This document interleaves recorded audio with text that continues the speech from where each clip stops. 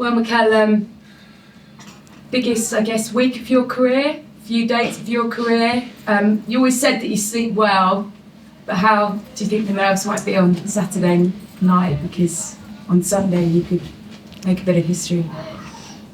Yeah, it's one of the biggest weeks for sure for many of us, and certainly now is the most important moment. Really excited, can't wait for Sunday to be in front of us, and obviously very optimistic as well with the possible outcome. You talked last week about the idea of visualisation and lifting the trophy and making sure your players were on board with that. Did you have to lift them a little bit on Wednesday morning after what happens? Just sort of set them out again and say, this is possible? Obviously, the hope is there, and it didn't happen. And now listen, we have to do our job, which is going to be tough because Everton in a really good moment. So we're gonna have to prove again that we can be better than the opponent and win the game.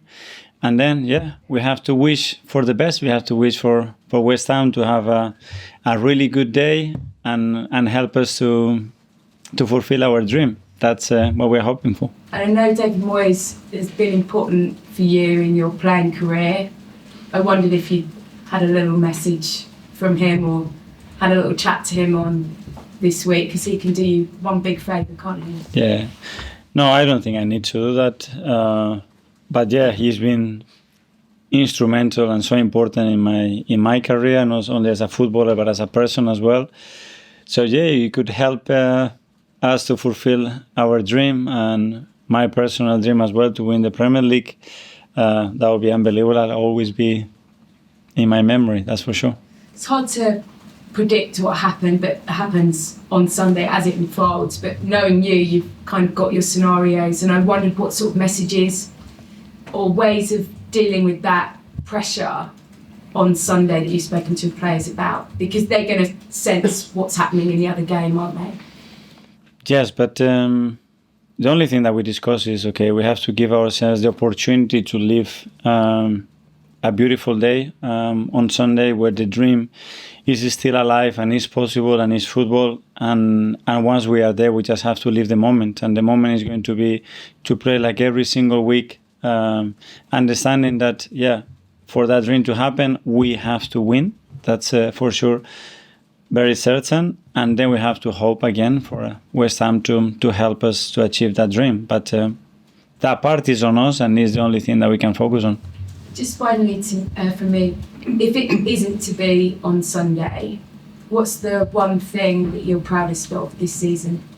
I can't think like this. I just think that we're going to win the game, and hopefully something beautiful is going to happen. Let's wait. Thanks, Roger. Hi, Mikel. Hi. You use words like you're really excited, you're optimistic. Do you sense that around your players as well, around the squad? I do, and around the building. Jesus, we are in the last day of the season, playing for the Premier League. The Premier League trophy hasn't been yet at the Emirates Stadium, and that stadium was built almost 20 years ago. So that's a long, long time. So yes, we have to be very optimistic. The trophy is going to be there, and it's possible. And we have to do our duties, and then we have to wait and see what happens.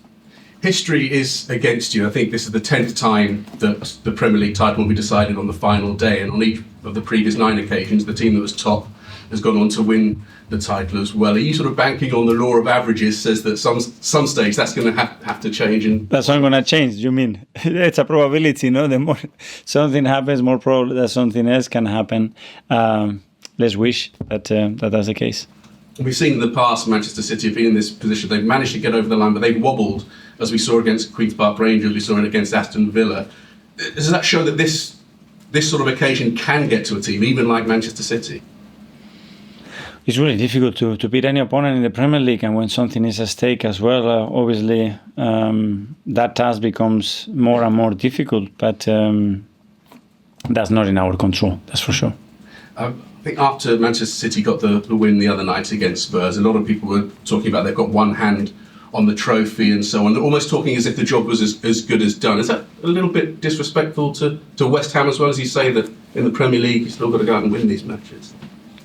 I don't know. We all know that that they were a little bit a step closer. That's for sure, because it's one game less, and they have to play at home. But they're gonna play a really, really tough opponent. We have suffered this season over the last few seasons. Really tough to beat them, and again, I'm sure they're gonna be very at it, and hopefully they can help us to achieve our dream. Of course, we know about your relationship with Pep. Has there been any communication between the two of you? No. Excellent. Thank you very much. Cheers. Ian? Hi Mikel, how are you? I'm very good, thank you. Last time this season. You've won championships alongside Pep at Manchester City. In your heart of hearts, do you think they will lose on Sunday? I don't know, lose or draw. This is what we need, that's for sure. But you know how, when they get on this roll of winning games and with the championship in their sight, they're almost impossible to stop. Well, if I don't believe today, imagine how much I could believe in August then.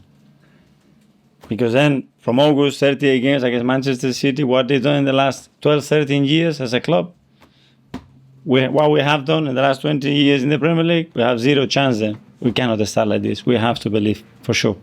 Is it ironic that two of the clubs in this country that mean so much to you are involved, or two people, David Moyes and Everton, are involved in you getting your dream on Sunday? But that's the beauty of this industry, that you come across with people that you had experience in your life, that they've been super important for you personally, and now, you need something from them. So hopefully it will happen. And if it doesn't, I mean, obviously you hope it does, and you have to stay positive. Has this season still been a success? I mean, to get 89 points is still incredible. Yeah, but we are here to win, and that's my aim, and that's the only thing I'm thinking of. And if I could just take your mind off the title race for 1 second, VAR, there's going to be a vote next month from clubs about whether VAR should be abolished or not. I mean, You've had your run-ins a little bit this season with VAR, should we say. What is your anticipation of how that might go? What would you personally like to see, or do you not think we can ever get rid of VAR now we've got it?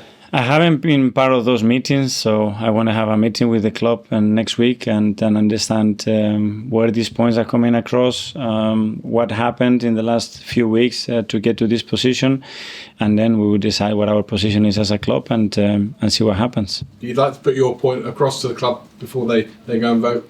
Well, first of all, I want to understand, because I haven't been part of those meetings, so they will explain us what happens, what are the points that they've been discussed, the reasons why, and what's the general feeling as well. And from there, we'll make our own decision. Good luck on Sunday. Thank you very much. James. Hi, Mikel. Hi. There were a lot of talk on Tuesday about whether the Tottenham fans wanted their team to actually beat City because of what the implication would be with Arsenal. But from what you saw, do you have any complaints about the Tottenham players and their application? No. And I will never. You can never complain about the opponent. I can complain about what we haven't done to have 91 or 93 or 95 points. That's the only thing that we can do. And in terms of Sunday, will you have someone monitoring the City score, or will you try and ignore it? How do you sort of approach that? Yeah, I think 60,000 people, plus all the staff, plus the assistant coaches, plus all the families behind their phones. So I think it's enough. How do you sort of prepare the players then mentally for that? Because, as you say, the atmosphere is going to be quite strange. It will be different. I lived it as a player a few times, and you just have to focus on what you have to do. You would understand for certain reactions what is happening, for sure, but stick focus in what we have to do. And obviously you focused on Sunday, but given this is one of the last times we're going to see you, do you plan to sit down with the club to discuss your contract situation? That's something that after the season, or whenever the right time is, we will talk and sit down. Is it important though to get that done sort of fairly early rather than let it drag on into the summer? Important is to win now and to keep believing that we can continue to win. That's the important thing. Thanks, James. Simon? Thank you. Okay, just on that, with how Sunday goes, success, with the league or not, would that change at all your feeling going into those talks about this club? No, I think everything is relevant. I think whatever happened, it will be very emotional on the day, so probably it's not the right moment to to make any conclusions on that. But afterwards, you have time to reflect. You have to go through the season, what we have done to come to the point that we have done, and try to understand the why. And then, we have to find the why and how we're going to do the next bit, and that's more important now. Just ask you lastly, obviously the title race back end of last season, this season has gone on with the City 115 charges not being resolved. Is there any frustration from your side that so much football has been played and we still don't really know where we stand with everything? Yeah, but that's something for the authorities to manage. Is not for us. And if they are playing, means that they can play, and they are entitled to play. So that's it. Hi, Mikel. It's been quite a long journey to get to this point, and I think whenever there's been, say, a disappointment like missing Champions League or not getting to the title last season, it's always been an improvement after that. So one phrase you mentioned last year that I found quite interesting was you said you wanted to recognise what went wrong but not accept it. So I was just wondering where that kind of thought process comes from with you when you're looking at wanting to improve. Well, I need a few weeks to answer that question. I think in pre-season probably would be a better time to do that. But it's impossible to evolve, to be better, to understand why the good things that are happening are actually happening, who is involved, how we make those decisions, and try to understand continuously how we're going to get better. And the ambition has to be there, and you have to feel it, and the right people have to be in the same mindset. It's really important to find that alignment first in understanding why it happened, and then, and now this is how we're going to move forward.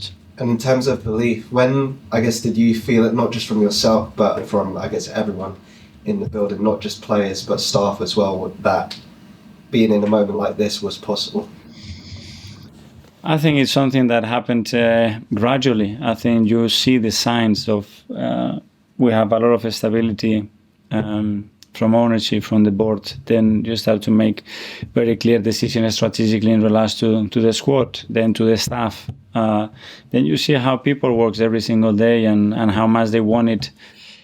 And you start to believe, something special is happening here. And then you start to evolve the squad. You have to start bring players, and that's very contagious. You get excited because he's in the building, you have to get better, the one gets better, and it's like a snowball, and it starts to get bigger and bigger and bigger. You start to perform, to win, and to realize that the gap is not that big and there is something there to achieve.